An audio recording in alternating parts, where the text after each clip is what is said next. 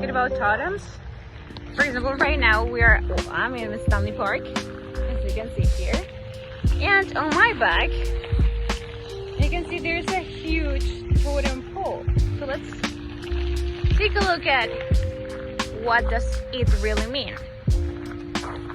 This is called the Rose Gold Yelton Memorial Pole of the Squamish Nation. I'm sorry if it's a little bit blurry. So right here we have a Thunderbird right there, and it's in honor of Robert Yelton's daughter Lenora. It's an eagle. And then we have a hidden face between the bird and the wings that represents the man in her family, and the family of Rose Gold Yelton.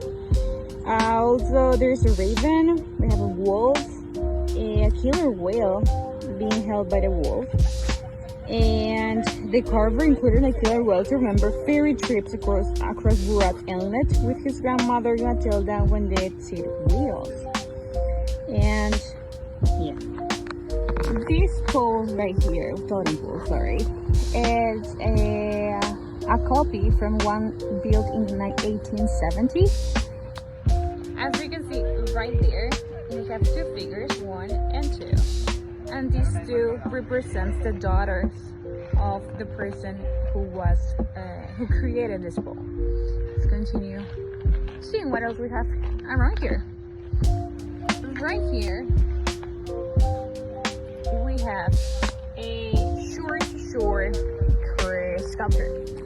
Here we have a sculpture that it was carved in cedar and then was cast in bronze.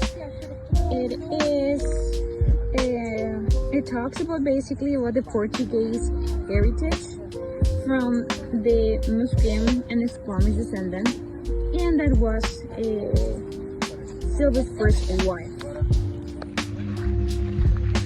We have seen so far 1, 2, 3, 4, 5, 6, 7, 8, 9 different totem poles, and all of them represents the heritage and has different figures. And as far as we know, the figures that are mostly shown in these totems are the killer whale, wolf, ravens, and also the thunderbird.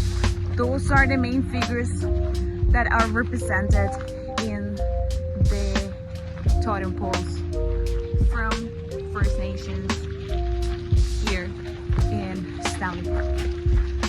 Thank you so much, and I hope you have enjoyed as much as I did. And thank you. Hi, Professor. This is another day, of course, because today is rainy.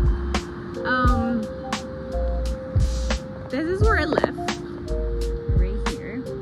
Right now in between Clark Road and Burquitlam Station, and what I found interesting in here is that we have this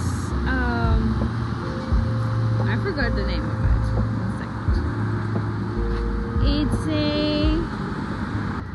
It's engraved, and this stone, engraved stone, is called They Traveled These Roads, and it was made in 2016.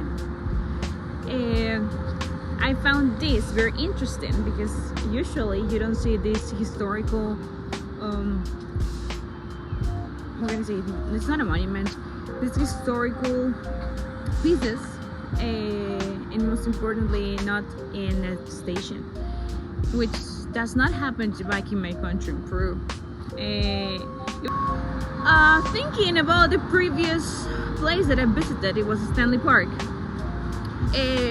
We saw many animals in those totems, right? And if I recall, one of the most famous indigenous, I'm gonna put pictures here about the Peruvian culture, which is Nazca, Mochica. They were Indian cultures back in Peru. They somehow showed similar objects or similar animals. Of course, they were more abstract, than the totems here, but they do use a lot of cougars. For example, they use a lot of jaguars, they use eagles too. And thinking about that, they did not know about each other at all, right? Having those things in common, like putting animals, makes me think about